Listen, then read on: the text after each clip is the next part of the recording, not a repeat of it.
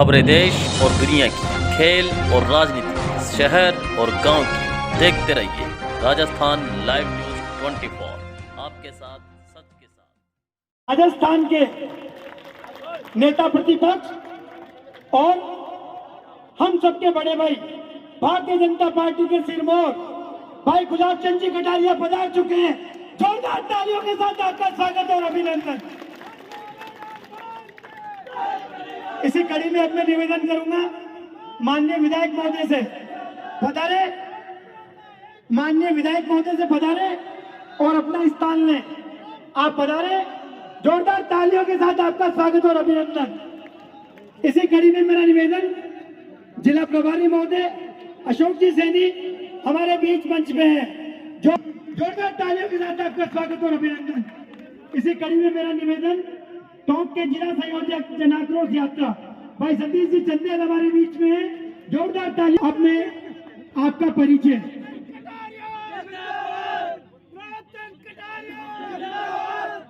भाई साहब, आप इसी कड़ी में मेरा निवेदन, एक मिनट रुको, आप बैठो।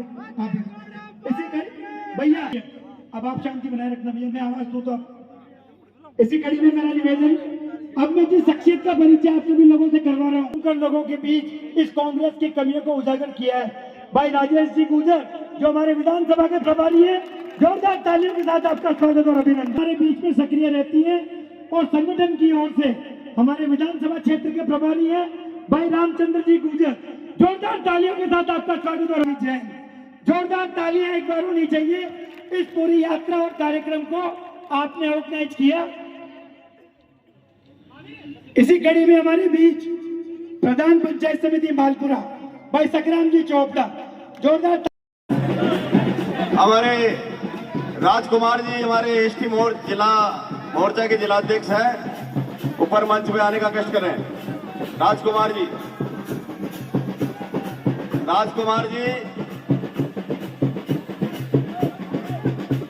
जिला एसटी हमारे भरत जी चेयरमैन भी पधारे। हो गया भाई, हो गया। अब सब अपने अपने स्थान में बैठो भाई। सब अपने तुरंत स्थान में बैठने का कष्ट करें। सभी से मेरा निवेदन है, मंच पे अपने स्थान पर बैठने का कष्ट करें सब। हमारे लोकप्रिय विधायक हाथीगोड़ा पाल की और जय कन्हैयालाल की, किसान नेता सम्मानीय विधायक कन्हैयालाल जी चौधरी साहब, हमारे भारतीय जनता पार्टी के प्रदेश मंत्री और टोंक जिले के प्रभारी राजस्थान भारतीय जनता पार्टी के प्रदेश नेतृत्व के द्वारा जो हमें पूरे राजस्थान में 200 विधानसभा में जिस तरह से जन आक्रोश यात्रा निकालने का निर्देश मिला, हमारी विधानसभा में भी पिछले 11 दिन से यहाँ पे यात्रा का पूरा रथ चला। मैं भी आपके साथ 2 से 3 दिन रहा, बाकी समय मेरे को अजमेर में भी रहना पड़ा। तो आज उसके समापन के लिए जिस तरह से प्रदेश ने हर विधानसभा के अंदर एक बड़ी सभा करने का आखिरी के लिए किया, इसमें आज 16 तारीख को भाई साहब ने हमें समय दिया। आज बोलते तो लगता है कि हमारे प्रधानमंत्री जी मोदी जी की छवि भाई साहब के अंदर है, सेम वैसे के वैसे वो जी रहे हैं। तो आज हमारे बीच में इनको सुनने का मौका मिलेगा, यहाँ पे पधारे।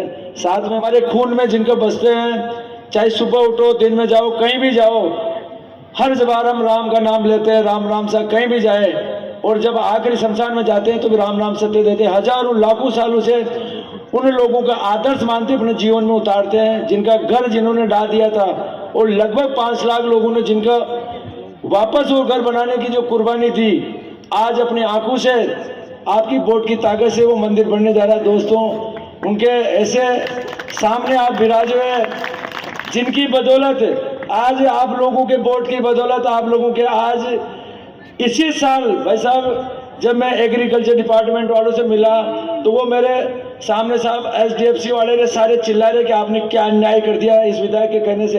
इस साल 150 करोड़ रुपए 150 करोड़ रुपए आपको बीमा और मुआवजा मिल रहा है दोस्तों। और ये नियम अगर आपका वोट की वजह से मोदी जी चालू नहीं करते तो आपको 1 रुपया भी नहीं मिलता। आज आपका चना, सरसों, मूंग जो 25 साल तक 1995 से लेकर 2014 तक 2000 से लेके 3000 के बीच में, 3200 के बीच में बिकी थी। आज 2014 से लेके आज 8-8.5 साल के अंदर 5000 से लेके 8000 के बीच में जो माल बिक रहा है। लोग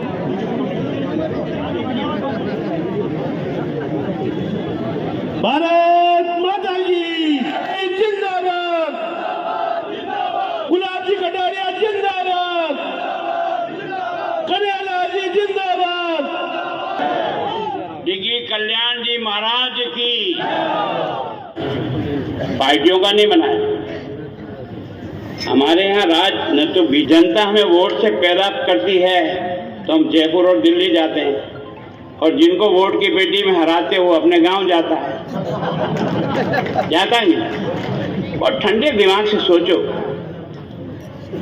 अगर पैदा करने वाला माई बाप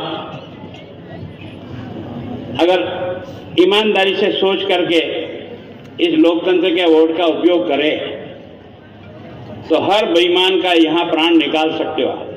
हर बेईमान, अगर आपके लपेट में मैं भी आता हूं तो मेरा भी निकाल दो। कोई घबराने की जरूरत नहीं है। अपन किसी की नौकरी करने पैदा नहीं हुए, अपने इस देश को बनाने के लिए पैदा हुए। और हमारा देश बनता कहाँ से है? वोट की पेटी से।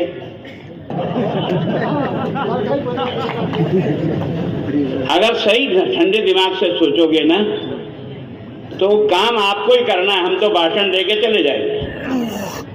जब तक देश की जनता अपने काम को राम धर्म से करना नहीं सीखेगी तब तक ये देश में यही उठापटक चलेगी। जिस दिन आप ईमानदारी से काम करना सीख जाओ, हम लपेट में आए तो हमको ही लपेटो, कोई चिंता नहीं, घबराने की जरूरत नहीं। डिगी कल्याण जी की सौगंध है, सच करना सीखो, ईमानदारी से ताकड़ी में तोल करके अपना दिल और दिमाग बना। माताएं बहनें आप इतनी बैठी हो, मैं भी आप जैसी किसी गरीब की माँ से पैदा हुआ। मेरी माँ एक गारे की मटकी लेने जाती थी न कुमार के यहाँ, तो वो यूं पहले हाथ फेरती थी, मैं भाई कहीं कर रही कि भाई आने में कहीं कांकरो होगा ना तो पानी निकल जाए। फिर मन नहीं मानता था, ऊंचा करके सूरज देखती थी। मैंने अब क्या है कि तड़ होगी तो दिख जाएगी। उसके बाद भी उसका मन नहीं मानता था, क्यों? जेब से पैसे निकालना पड़ रहे ना। तो वो कड़कोलियां दे के बजा के देखती, फूटी तो नहीं है, जोजी तो नहीं है। एक 50 रुपए की मटकी दे आप फूटी और जोजी ढूंढती हो ना। और आपकी वोट की पेटी से जो हत्यारा पैदा वो देश बनाता है और देश बिगाड़ता है। इसको डालने के पहले इस माथे पर हथौड़ा मार के पूछो क्या करना देश के भले में होगा। जो देश के भले में हो वो तुम कर दो, मुझे कोई चिंता नहीं। दुर्भाग्य मान 17 चुनाव अपने लोकसभा के कर दिए।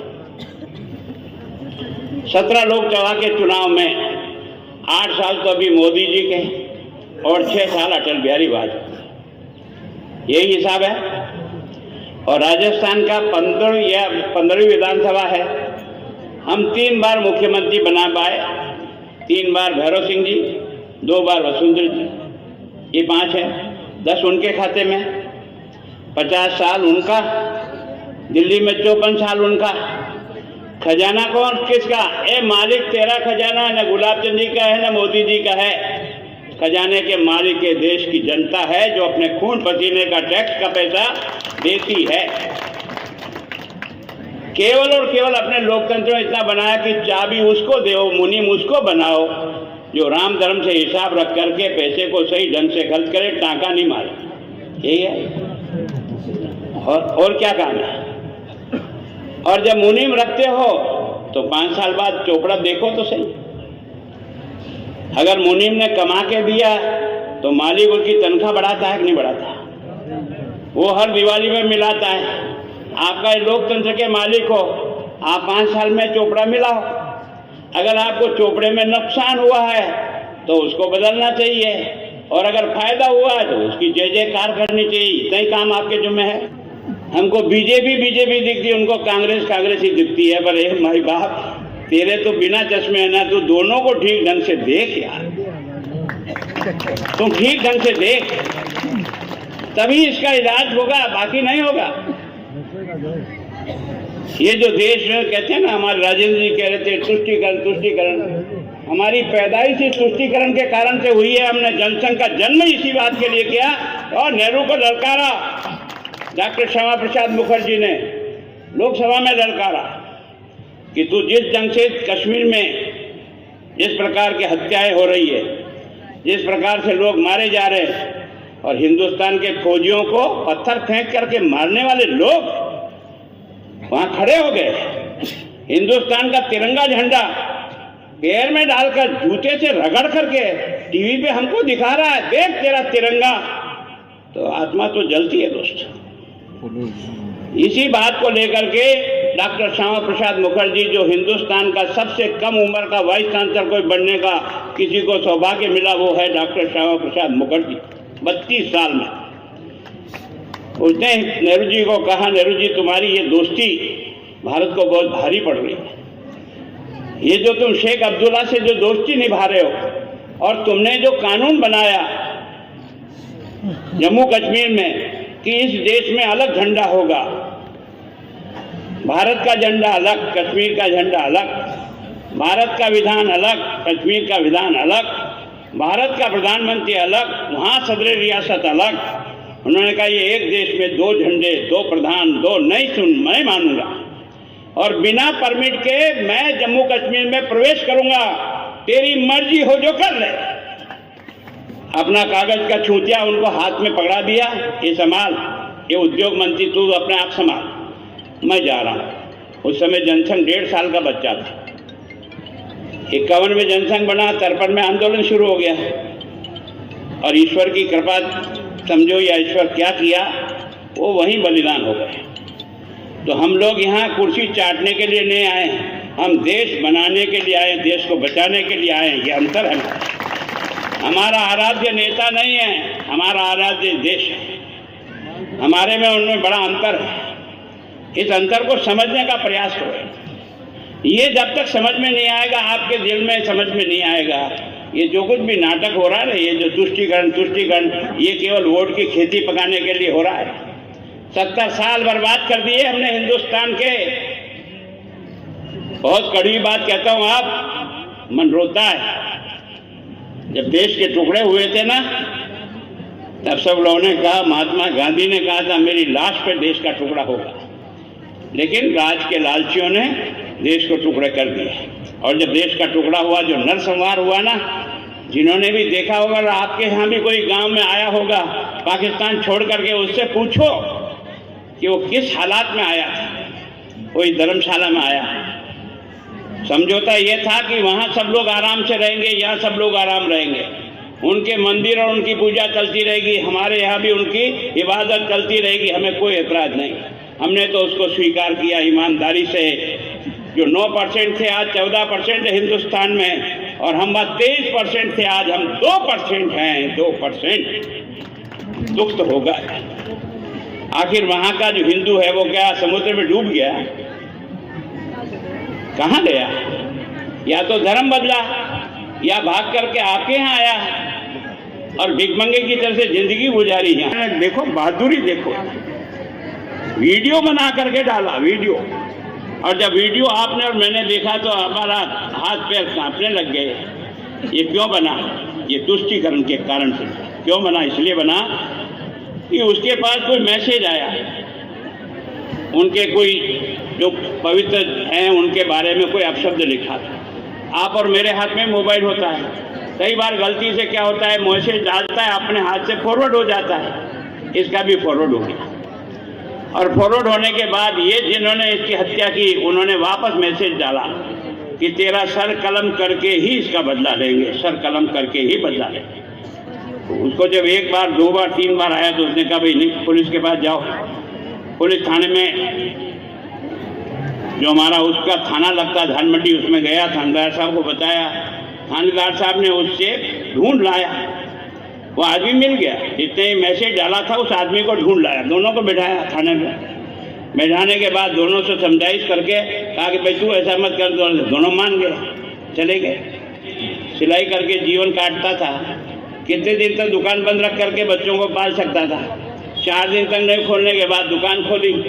तुम्हारा काका जी लगता है, इसको जेल नहीं भेजा, और इसने कन्हैयालाल की गर्दन काट करके फेंक दी। उसको देख करके जलन तो होती है, झगड़ा है। और कांग्रेस ने इतने साल से, मैं कह रहा हूँ 54 साल तक दिल्ली में राज किया, हमने केवल 8 और 6 14 साल। हम तो आपके यहाँ गांव गांव सड़क पहुंचाने वाला अटल बिहारी वाजपेयी आ जाता है, जो वोट की गिनती नहीं करता है, आबादी के आधार पर सड़क के जोड़ता है। हमारा उनके काम में अंतर समझो आप। हमने नहीं कहा कि यहाँ हमारा प्रधान है इसलिए सड़क बनाओ, हमने ये नहीं कहा यहाँ हमारा एमएलए है इसलिए बनाओ। हमने तो एक ऑर्डर से निकाला कि मैं हिंदुस्तान के प्रत्येक गांव को आबादी के आधार पर डामर की सड़क से जोड़ने के लिए पैसा दिल्ली के खजाने से भेजूंगा। उसका नाम है भारतीय जनता पार्टी।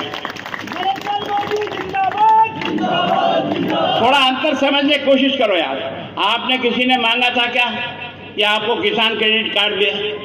ये अटल बिहारी वाजपेयी की देन थी कि हर आदमी को जब उसकी क्रेडिट कार्ड मिलता है, फैक्ट्री वालों को मिलता है और किसी को मिलता है, तो ये किसान भी तो जमीन का मालिक है, इसकी हैसियत तय करो ना। और हैसियत तय करने के बाद इसको लिमिट दे दो कि इतना पैसा तुम जब चाहो जब ले आओ बैंक से और वापस जमा करो और वापस अपनी खेती सुधारो। ये क्रेडिट कार्ड अगर किसी ने दिया उसका नाम है अटल बिहारी वाजपेयी। अगर आपका लगान किसान का किसी ने माफ किया, पहले लगान की पानडी आती थी नहीं आती थी, 12 रुपया, 44 रुपया, 34 रुपया, और 4 बार पटवारी साहब को ढूंढने जाते थे क्योंकि जमा नहीं कराएंगे तो कोई खेत दूसरा ले लेगा, जाते थे ना। भैरव सिंह जी ने, जब मैं 77 पहली बार एमएलए बन के गया, उन्होंने कहा यार इस किसान से इतने से पैसे लेकर के इनकी लंगोटी उतारे थे, क्या राज का खजाना इतना खाली है? उन्होंने एक ऑर्डर निकाला, आज दिन तक लगान लगाया क्या? तो हम जो सोचते हैं ना वो मन से सोचते हैं और सबका करना। ये नहीं कहा कांग्रेस को कर रहे हैं, बीजेपी वोट दिया उसका किया, नहीं, सबका लगान माफ किया। लोगों ने उस वोट की पेटी में तुमको डाला। इस 10 जन के कर्जे माफ करने में कोई न कोई तो दिमाग में किसी को लगा होगा, डालो यार, कम से कम 10 जन में कर्जा माफ हो रहा, आगे बढ़ो यार, एक वोट का यही डालो, डाला। और वोट इनको कितने ज्यादा मिले हमसे? 50,000। कितने? 50,000 ही वोट मिला, हेकड़ी करने की जरूरत नहीं है। सीटें तुमको ज्यादा मिली, हमको सीटें कम मिली, इतना ही फर्क है। ये जितना बच्चा घूम रहा है ना सड़क पे, इन सबको कह रहा है सबको नौकरी दूंगा, दे दी नौकरी। उस बच्चे को और बच्चे को बाप को पूछो जिसके घर में नौजवान बच्चा है, जो 8-8 साल से इंतजार कर रहा है नौकरी की, फार्म भरता है, फार्म भर के परीक्षा की तारीख आती है, वो कहीं से भी जुगाड़ करके, और उदयपुर का बच्चा कोटड़ा जा रहा है, कोटा जा रहा है, कोटा का बच्चा बीकानेर जा रहा है, बीकानेर का बच्चा जोधपुर जा रहा है, जोधपुर का बच्चा उदयपुर आ रहा है। अरे ये पहली परीक्षा मैंने देखी है रीट की, हिंदुस्तानी राजस्थान के लोगों ने उन बच्चों को अपना बच्चा समझ करके अपनी रोटी बना करके उन बच्चों को परीक्षा सेंटर पर ले जा करके दी, यार कम से कम खाए। और जब आपने देखा वो 17 लाख बच्चे परीक्षा दे करके फार्म देके निकल गए ना, तो दूसरे दिन पता लगा पेपर आउट हो गया।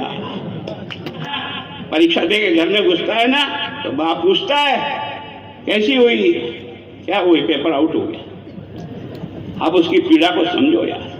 ये पेपर छोटा मोटा आदमी आउट नहीं करता है, ये 3 लाख और 4 लाख में पेपर खरीदने वाला हिम्मत नहीं है। ये करोड़ों रुपया में जो पेपर खरीदते हैं, ये जितने कोचिंग संस्थाएं बड़ी बड़ी चलती है ना, ये धंधा करते हैं, लेकिन इनको कोई हाथ नहीं डालता था।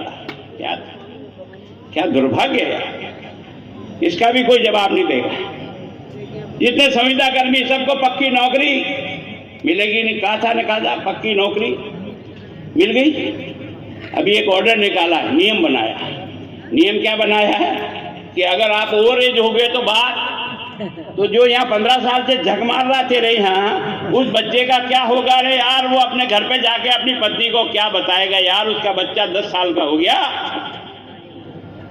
क्या बनाते रहो कानून कायदे? कम से कम वो अगर 40 साल से ऊपर हो गया तो 20 साल और कर देता, आगा बढ़ो, कम से कम दाल रोटी तो खाता। तुमने क्या नियम बनाया रे? उसको बाहर कर दिया। और बाहर करने के बाद नियम क्या बनाया? 10 साल की नौकरी 10,000, 20 साल की नौकरी 20,000, 30 साल की नौकरी 30,000। अब ईमानदारी से आप सब लोग भी घर गृहस्थी वाले हो, 10,000 में आज की तारीख में घर चल सकता है क्या? आप सबको कहा था पूरी बिजली आएगी, बिजली करंट में नहीं आती, तार में, कागज के छूते में आती है कि नहीं आती है? ईमानदारी से बताओ।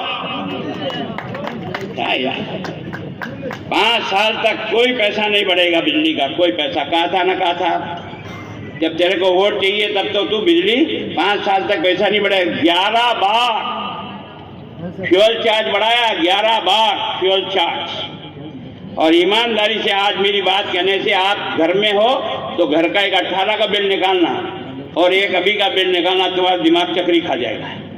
फिर तो आपने देखा होगा ना, ये जो चीन भी हमारे भेटी पे आ गया, अब 2 तरफ दुश्मन आ गया, उधर पाकिस्तान आ गया, इधर चीन आ गया।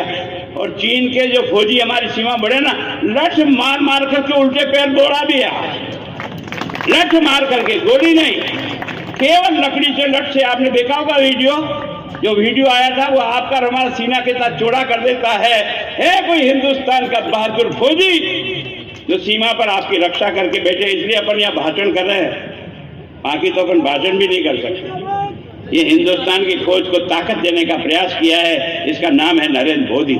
देश सुरक्षित नहीं तो आप और मैं कहाँ सुरक्षित हूँ? इसको समझने का प्रयास करो यार, भले आदमी, क्या हो रहा है? सारा देश भ्रष्टाचार की भट्टी में इन 70 सालों में जल के खाक हो गया। आप और हम सब देख रहे हैं, इन दिल्ली से भ्रष्टाचार निकला, मालपुरा की गली नाली में आया नहीं आया? रामधन आया। हर आदमी टाका मार रहा है, जिसको जहां से मिले रेतड़ा ठोक रहा है और बना रहा है। ये भ्रष्टाचार यहाँ आया कैसे? भ्रष्टाचार कभी भी नीचे से ऊपर नहीं जाता, ऊपर से नीचे आता।